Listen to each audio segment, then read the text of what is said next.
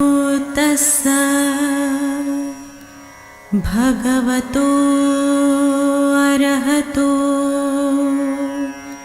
सम्मा सम्बुद्धस्स।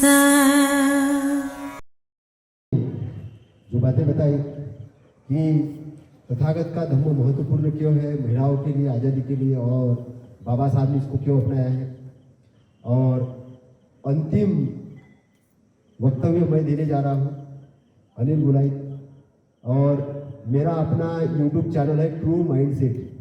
True mindset के अंदर में करीबन 256 ऑडियो वीडियो डले हुए हैं, और उसमें करीबन 70-80% मेरे अपने हैं, और उसमें मैंने त्रिपिटक के अंदर में अंतर्गत काफ़ी अच्छा वक्तव्य दिया है। कभी आपको समय मिले तो उसको जरूर आपको सुनना चाहिए। और मैंने वहाँ पर धम्मपद, त्रिपिटक, बाबा साहब, कबीर और बहुत सारे चीज़ों पर बोला है। तो मैं तो बोलते ही रहता हूँ, लोग मुझे सुनते रहते हैं, लेकिन आज अपने परिसर के अंदर में बोलते हुए और अलग ही बात होती है।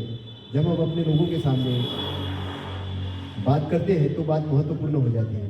तो मैं ज़्यादा समय नहीं लेते हुए ये बताना चाहूँगा कि आज का जो दिन है ये अंधेरे से उजाले की तरफ ले जाने वाला दिन है। सोचिए कि तथागत गौतम बुद्ध इन्होंने, या सिद्धार्थ गौतम इन्होंने ये धम्म शोधा नहीं होता तो इस विश्व की क्या स्थिति होती। मैं आज भी ये चीज को जब सोचता हूं तो लगता है कि हमारे जो जीवन है, हम जितनी ज्ञान विज्ञान की और विश्व की उन्नति की बातें करते हैं, इसमें प्रथम स्थान तथागत का आता है। तथागत ने इस विश्व को धम्म दिया है, और धम्म का मतलब होता है कि लॉ ऑफ नेचर, नेचर को समझा है, जीवन को समझना, और समझना ही नहीं, व्यक्ति जो इस धरती पर जन्मा है उसके दुखों से उसकी मुक्ति करना। तो उस मुक्ति का मार्ग तथागत ने दिया है। तथागत जंगल में यूं ही नहीं गए थे, तथागत जंगल में यूं ही नहीं गए थे भटकने के लिए। तथागत एक ऑब्जेक्ट, एक उद्देश्य लेके गए थे, क्योंकि तथागत सिद्धार्थ जो गौतम थे, एक राजा के पुत्र थे, जब उनके समय तक जो ऋषि मुनि थे, इन्होंने शोध करके रखा था कि दुनिया के अंदर में दुख है, दुनिया के अंदर में दुख है, लेकिन दुख के कारण क्या है, दुख का निवारण कैसा होगा, निवारण का मार्ग क्या होगा, ये उनको पता नहीं था। इसलिए वे तपश्चर्या करते थे, घर से बाहर निकलते थे, और अलग अलग तरीके से अपने आप को बता दूं कि अपने को शोध करने में वो लगाते थे, पूरा जीवन उसमें लगाते थे। तो बहुत सारे परिवारजन थे उस समय, अगर आप देखेंगे तो 64 प्रकार की अलग अलग विचारधाराएं थी, 64 प्रकार की। लेकिन तथागत सम्यक संबुद्ध बने कैसे, ये सोचने वाली बात। वो सभी उस समय के सभी जो गुरु थे उनके पास गए और उनको ये पूछा कि आपके पास में दुख मुक्ति का कोई मार्ग है, कोई रास्ता है, मानव कल्याणकारी का मार्ग है? तो उन्होंने कहा नहीं। हम सब लोग, कोई ईश्वर प्राप्ति में लगे थे, कोई बोले कि हमको खुशी चाहिए, कुछ चाहिए, मतलब सबके अलग अलग ऑब्जेक्ट थे। लेकिन तथागत सम्यक संबुद्ध इनका जो ऑब्जेक्ट था, इनका ऑब्जेक्ट था कि संसार में दुख है, दुख का क्या कारण है और उसका निवारण का मार्ग क्या है। तो ये टोटली साइंटिफिकली धम्म है, वैज्ञानिक धम्म है। ये धम्म आपको स्वतंत्रता प्रदान करता है, ये धम्म आपको स्वतंत्रता प्रदान करता है विश्लेषण करने के लिए। ये धम्म आपके मन मस्तिष्क को तैयार करता है एक अच्छा इंसान बनाने के लिए। तथागत का मतलब ही होता है जैसे वे बोलते हैं वैसे ही कार्य करते हैं, और सम्यक का मतलब होता है राइट, और संबुद्ध का मतलब होता है कि जिन्होंने धम्म की व्याख्या की है, धम्म को व्याख्यात किया है और संसार को रास्ता बताया है। तो तथागत के लेवल का व्यक्ति, इंसान अभी तक भी इस धरती पर आया नहीं है, सबसे पहले। क्योंकि परम बोधि के बारे में अभी बहुत लोग नहीं जानते। कोई भी अपने आप को एक बहुत बड़ा व्यक्ति घोषित कर देता है कि मैं श्री श्री श्री हूं, मेरे को ऐसा ज्ञान प्राप्त हुआ, वैसा प्राप्त हुआ, लेकिन टाल मटोल वाले जवाब देने में लोग माहिर हैं। सभी लोगों ने अपने अपने धर्म स्थापित किए हैं, लेकिन तथागत ने धर्म स्थापित नहीं किया, धम्म स्थापित किया है। वे ऑफ लाइफ जीने का मार्ग बताया है। और सबसे पहले उन्होंने दुख की व्याख्या की कि एक्चुअल में दुख क्या है। तो उन्होंने बताया कि ये शरीर का निर्माण होना ही दुख है। शरीर का निर्माण होना दुख है, क्योंकि शरीर का बनता है तभी शरीर मिटता भी है। तो जन्म है तो मृत्यु है। तो अगर हम कहें कि जन्म है तो मृत्यु है, तो फिर आदमी बोलेगा कि जन्म नहीं होगा तो फिर दुनिया में रहेगा क्या? यही शोध का विषय है। यही शोध का विषय है कि जहां पर आपका जन्म मरण के बंधन से मुक्ति होती है, जिस समय आपकी जन्म मरण के बंधन से मुक्ति होती है, वही निकाल है। जिस समय आपकी जन्म मरण के बंधन से मुक्ति होती है, उस समय आपकी मुक्ति होती है। जन्म जब व्यक्ति ग्रहण करता है तो उसका एक ऑब्जेक्ट है, मुक्ति के लिए जन्म ग्रहण करता है। पहली चीज समझने वाली बात, व्यक्ति जन्म ग्रहण करता है वो मुक्ति के लिए करता है। किस चीज से मुक्ति के लिए? दुख से मुक्ति के लिए। दुख से मुक्ति के लिए। तो दुख से मुक्ति के लिए क्या मार्ग है? दुख से मुक्ति के लिए आर्य अष्टांगिक मार्ग है। आर्य अष्टांगिक मार्ग के 8 अंग हैं। और तथागत ने कहा कोई भी व्यक्ति संसार के अंदर में, कोई भी व्यक्ति, कोई भी धर्म को मानने वाला व्यक्ति, कोई भी पंथ को मानने वाला व्यक्ति, कोई भी व्यक्ति अगर अष्टांग मार्ग पर चलेगा तो इस संसार के अंदर में अरहतों की कमी नहीं होगी। अरहतों की कमी नहीं होगी। मतलब आप ये समझ लीजिए कि जो अष्टांगिक मार्ग है कितना महत्वपूर्ण है। क्योंकि लोग 2 प्रकार की चीजों में लगे रहते हैं। या तो भोग के इसमें लगे रहते हैं, वो किसी भी प्रकार के एन प्रकार संपत्ति अर्जन करने में लगे रहते हैं, उस संपत्ति को भोगने में लगे रहते हैं। और दूसरे प्रकार के जो लोग हैं वो ऐसा जीवन जीते हैं कि शरीर को प्रताड़ित करने में लगे रहते हैं। आपने देखा होगा कि कई साधु है जो नंगे घूमते हैं, कोई दाढ़ी बढ़ा लेते हैं, कोई भूखे रहते हैं, अपने आप को प्रताड़ित करते हैं। तो ये पीड़ित अपने आप को करने वाले लोग हैं। दूसरे हैं कि खूब मजा मौज में लगे रहते हैं, ड्रिंक करेंगे, ड्रिंक करके गाड़ी चलाएंगे, मस्ती करेंगे, कई लड़कियों के साथ संबंध स्थापित करेंगे, कई तरीके के उपभोग करेंगे, कई तरीके के भ्रष्टाचार करेंगे, कई तरीके की मालमत्ता हस्तगत करेंगे। और वो समझेंगे कि उधर तो एक भोग का मार्ग है और एक बहुत सारा त्याग का मार्ग है। लेकिन तथागत का जो मार्ग है न भोग का है न त्याग का, वो बैलेंस मार्ग है, राइट मार्ग है, राइट पथ। तथागत राइट पथ की बात करते हैं, सम्यक रास्ते की बात करते हैं। तो जो भोग वाले लोग हैं ये वर्ण व्यवस्था को निर्माण करते हैं। वर्ण व्यवस्था को, जाति व्यवस्था को निर्माण करके कुछ 3-3.5% लोग हैं, उसमें से भी कुछ लोग सारी जनता पर जातिभेद वर्णभेद स्थापित कर देते हैं।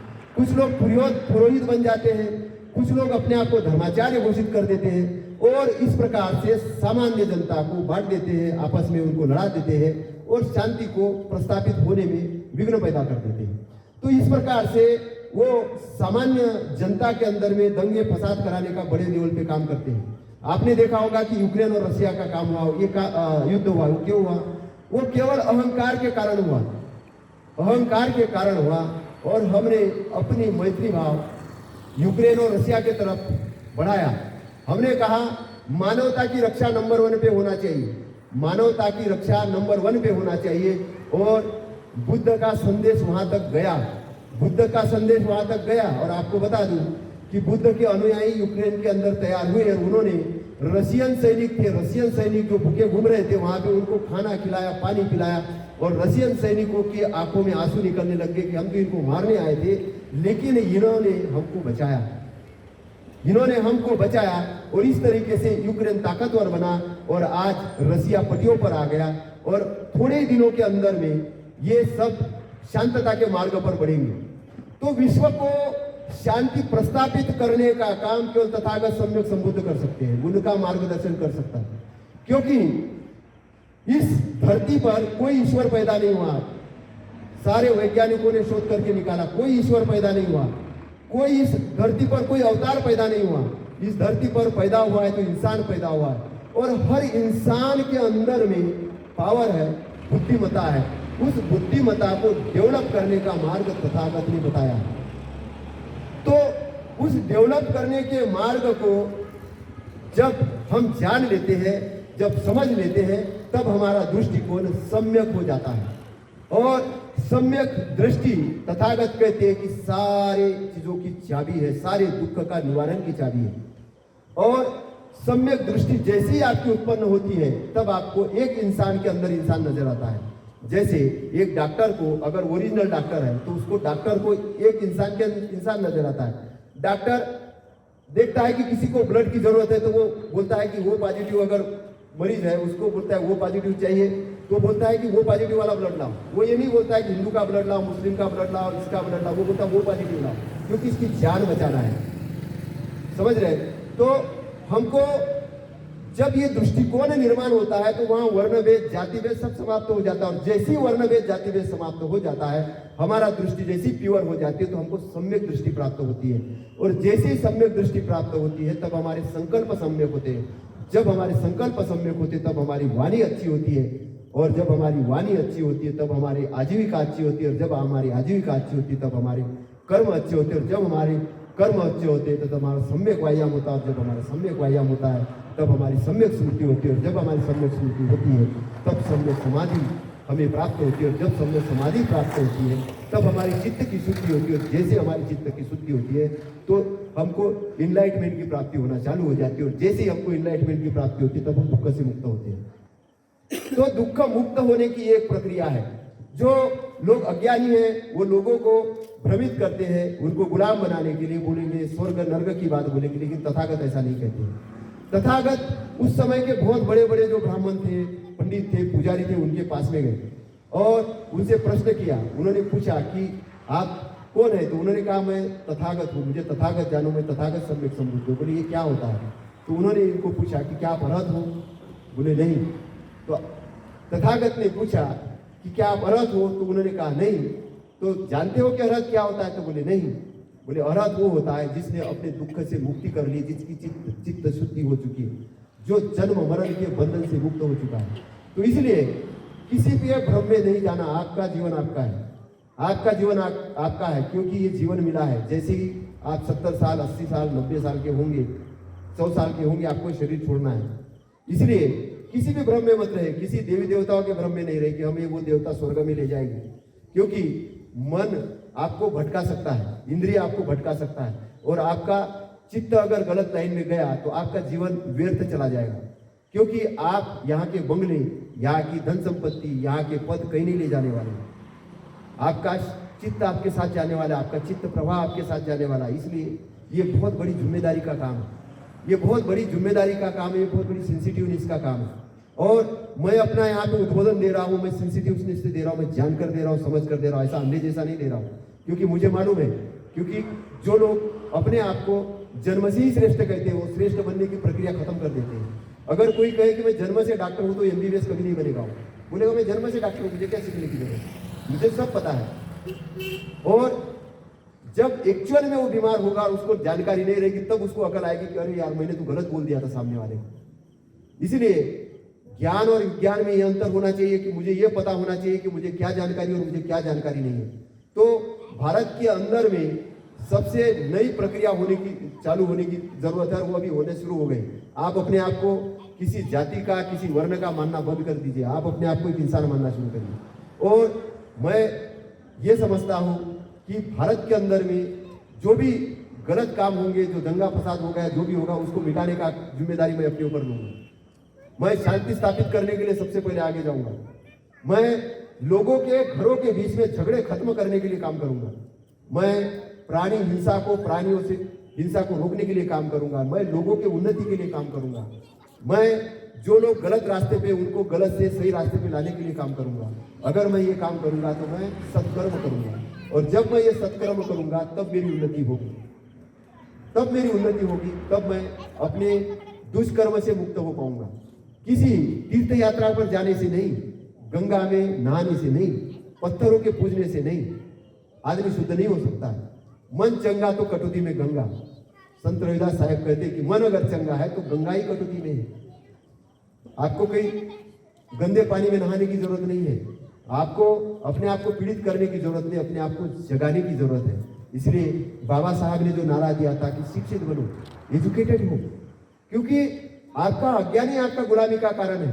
आप अपने आप को चमार मान लेते हो, भंगी मान लेते हो, बसोड़ मान लेते हो, तेली मान लेते हो, नाई मान लेते हो, कुर्मी मान लेते हो, आप इंसान ही नहीं मानते अपने आप को। और इसके कारण कोई सामने वाला बंदा काय में आता है, आप बोलते हाँ हाँ मैं इसमें आता हूँ, आप एकदम आपका डाउन लेवल हो जाता है। क्यों होता है? आपको जानकारी नहीं, आपके अज्ञान का सामने वाला फायदा लेता है। आप किसी देवी देवताओं को डरते हो, क्योंकि वो देवी देवताओं के नाम से बोलेंगे ऐसा नहीं करूंगी, इसको पानी नहीं चढ़ाऊंगी, उसको ये नहीं करोगे तो आपका ऐसा हो जाएगा। तो आप डरते हो, डराता है, डरा के आपको गुलाम बनाता है।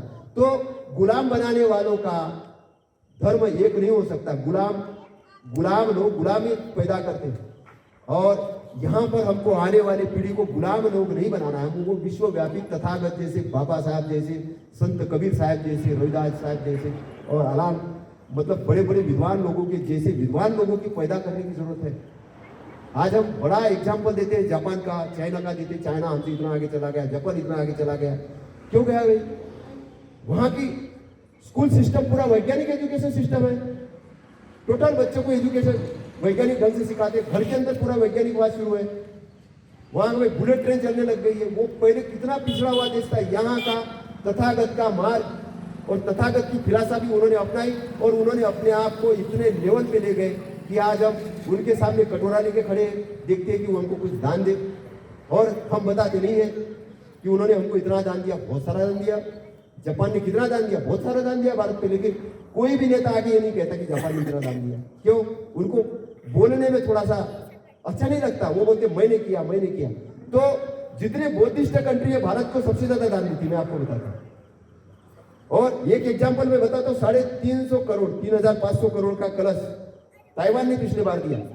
ये अपना वीआईपी जो रोड बनाया है ना भोपाल में, ये जापान ने अपना डोनेशन करके दिया।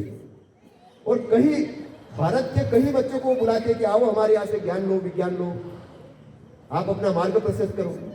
नागपुर से और कई जगह से हमारे कई बच्चे अभी जापान के अंदर गए हैं। तो वो हमको सपोर्ट करना चाहते हैं, वो हमको सपोर्ट करना चाहते हैं। और यहाँ के लोग सपोर्ट भी लेते हैं। मैं आपको बता रहा हूँ, यहाँ के लोग जो इधर कट्टर धार्मिक धर्मवादी बनते हैं, कट्टर हिंदूवादी बनते हैं, कट्टर ब्राह्मणवादी बनते हैं, वो उधर जाके बोलते हम बुद्धिस्ट है, पैसा लाते हैं वहां से। और बिल गेट्स जब इधर आया था तो वहां के जो योगी आदित्यनाथ जी है, इन्होंने तथागत की मूर्ति उनको गिफ्ट की थी। बिल्कुल श्री राम की मूर्ति नहीं की थी, तथागत की मूर्ति की थी। क्यों? तथागत की पूरी विश्व के अंदर में जान पहचान। भारत का जो सम्मान है तथागत के कारण, बाबा साहब के कारण है। तो बाबा साहब की तथागत की क्रांति को कोई दबा नहीं सकता। मैं आपको पहली बात बता रहा हूं। और यही क्रांति है, यही क्रांति सबको उन्नति के मार्ग पे ले जाएगी। क्योंकि आप देखिए संविधान, भारत का जो संविधान देखिए, उसके अंदर भी हिंदू कोड बिल जब बाबा साहब ने लाया, तो हिंदू कोड बिल कोई SC ST OBC के महिलाओं के लिए लाया था क्या? नहीं, ये हिंदू कोड बिल तो सब महिलाओं के लिए लाया था। आज ब्राह्मणों की महिला भी, जनरल की महिला भी, जो राष्ट्रपति भी बनी है, प्रधानमंत्री इंदिरा गांधी बनी है, क्यों बनी है? वो हिंदू कोड बिल के कारण बनी है। अगर बाबा साहब नहीं होते तो प्रधानमंत्री नहीं बनती। अभी इतनी ज्यादा जो महिलाएं जाती है, मंदिरों में जाती है, स्वतंत्र रूप से अपना हक अधिकार मानती है, अदालतों में जाती है, बोले हमको भरण पोषण चाहिए, ये चाहिए, वो चाहिए। कहाँ से मिल रहा है इनको सम्मान? बाबा साहब के कारण मिल रहा है। आज एक इंसान सम्मान से जीता, क्यों जीता है? बाबा साहब के कारण जीता है। तो बाबा साहब ने जो संविधान दिया है, इसका बेस ही तथागत के धम्म से लिया है।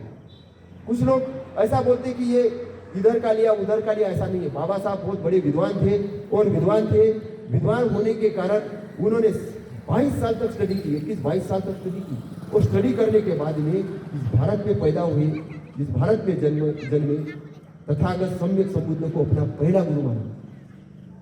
अगर गलती से उन्होंने किसी विदेशी धर्म को, विदेशी इसको अपना लिया होता, तो आप सोचिए भारत की स्थिति क्या होती, और कुछ टुकड़े हो गए होते। लेकिन उन्होंने नहीं, उन्होंने कहा यहाँ का ही धर्म। दूसरा, उन्होंने अपने विरोधी के प्रति भी अच्छे भाव रखा। बाबा साहब का सम्मान इसलिए नहीं करते विरोधी। आज नरेंद्र मोदी जी भी वहां पर लुम्बिनी में गए हुए हैं, जहां पर तथागत का जन्म हुआ था, सिद्धार्थ गौतम का। वहां पे हमारे प्रधानमंत्री जी भी गए। क्यों गए? क्योंकि प्रधानमंत्री जी को भी मालूम है कि तथागत के बगैर कुछ नहीं होने वाला है देश में।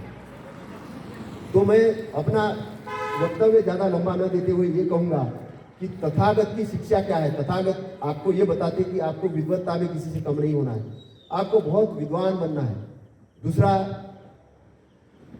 बाबा साहब ने भी जो इतनी सारी डिग्रियां ली है वो तथागत की प्रेरणा के कारण ही ली है। उनका परिवार कबीरपंथी था और बाद में बाबा साहब ने धम्म ग्रहण किया। तो बाबा साहब पहले से स्टडी कर रहे थे। बाबा साहब विद्वान क्यों बने? बाबा साहब विद्वान इसलिए बने क्योंकि उन्होंने असली गुरुओं को ये किया था। और बाबा साहब ने हमारे लिए क्या आदेश दिया? बाबा साहब ने कहा कि आपको संविधान को संभालने वाला व्यक्ति बनना है, आपको शासन करने वाली जमात बनना है। क्योंकि गलत लोगों के हाथ में पावर जाता है तो गलत इस्तेमाल करते हैं उस पावर का। अगर भारत को बचाना है और भारत को उन्नतिशील बनाना है तो भारत की बौद्ध जनता है, बाबा साहब को मानने वाली जनता है, इनकी बहुत बड़ी जिम्मेदारी बनती है। और इनकी जिम्मेदारी ये बनती है कि वे अपने बच्चों को बहुत बड़े लेवल पर आगे ले जाए। और आगे ले जाए केवल इसलिए नहीं कि वो बहुत सारे बंगले बनाए, बहुत सारी संपत्ति इकट्ठा करें, इसके लिए नहीं, वो इसलिए कि वो इस देश के आम जनता के लिए कल्याणकारी योजनाओं को और कल्याणकारी मार्ग पर लाने के लिए काम करें, एक सेवा भाव का काम करें। क्योंकि तथागत का मार्ग आपको ये सिखाता है कि आप अपनी भलाई के साथ लोगों की भी भलाई करें। केवल अपनी भलाई नहीं करें, अपनी भलाई के साथ लोगों की भी भलाई करें और अपने दुर्गुण दूर करते हुए लोगों की भी दुर्गुण दूर करें। अपने दुर्गुणों को दूर करते हुए लोगों की भी दुर्गुण दूर करने के लिए काम करें। तो तथागत का जो मार्ग है वो बहुजन हिताय बहुजन सुखाय है। आदि न कल्याण, अंत न कल्याण, मध्य न कल्याण, सबके कल्याण के लिए है। इसलिए हम आज इस परिसर के अंदर में, रामायण परिसर के अंदर में जितने भी लोग रह रहे हैं, इनकी सबकी कल्याण की कामना करते हैं। आज के इस प्रोग्राम के माध्यम से सबके लिए कल्याण की कामना करते हैं, सबके दुख के मुक्ति की कामना करते हैं और सब लोगों के घर के अंदर शांति स्थापित हो ऐसी मंगल कामना करते हैं। सबके घरों के अंदर से उन्नति हो और सब लोग एक अच्छे मार्ग पे जाए और ये एक परिवार जैसे रहे। यहाँ पर जैसे ही हम मेन गेट से एंट्री करें तो सब लोग भूल जाए कि हम कौन से धर्म को मानने वाले हैं, कौन से जाति को मानने वाले हैं। हम ये ध्यान में रखें कि हम एक परिवार के लोग हैं और एक परिवार के लोग एक दूसरे से बहुत अच्छे से गले मिले और अपना बहुमूल्य समय व्यर्थ न गवाएं। क्योंकि हम एक दूसरे के प्रति अगर दुर्भावना रखते हैं, एक दूसरे के प्रति झगड़ा लगाते हैं, एक दूसरे के प्रति गलत व्यवहार करते हैं तो हम सबसे पहले अपना नुकसान करते हैं। तो इसलिए अपना पहले नुकसान करते हैं, सामने वाले का बाद में करते हैं। इसलिए सब लोग अपना भी नुकसान नहीं करें, लोगों का नुकसान नहीं करें और इस सोसाइटी को एक आदर्श सोसाइटी बनाने के लिए काम करें। और आप लोगों ने बहुत शांति से मुझे सुना और बड़े सम्मान के साथ सुना और मैं ये समझता हूँ कि कुछ लोगों को मेरी बात अच्छी भी लगी हो, कुछ लोगों को बुरी भी लगी हो, लेकिन मेरा अपना जो इंटेंशन है सबके अच्छाई के लिए है। मैं ये कहना चाहता हूँ कि मेरी जो बुरी बात लगी हो, जो लगता है आपको कि कोई काम की नहीं, उसको छोड़ दीजिए, लेकिन मेरी जो अच्छी बात लगी है उसको आप ग्रहण करिए। जैसे आप सुपरमार्केट में जाते हैं और कोई सामान खरीदते हैं तो वहाँ पे सब सामान नहीं लाते, वहाँ पे जो आपकी काम की चीज़ें वो ले आते हैं। तो वैसे मेरे जिस उद्बोधन से आप अपनी काम की चीज़ें लीजिए और मेरे वाणी में कोई ऐसी चीज़ निकली हो जिससे आपको ठेस लगी हो तो उसके लिए मैं क्षमा प्रार्थी हूँ। आपका मंगल हो, आपका शुभ मंगल हो, आपके परिवार के अंदर में सुख शांति आए, आप उन्नति के मार्ग पर आगे बढ़े। इसी के मंगल कामना के साथ में मैं अपने 2 शब्दों को विराम देता हूँ और आपके कल्याण की कामना करते हुए नमो बुद्धाय, नमो धम्माय, नमो संघाय, साधु साधु साधु।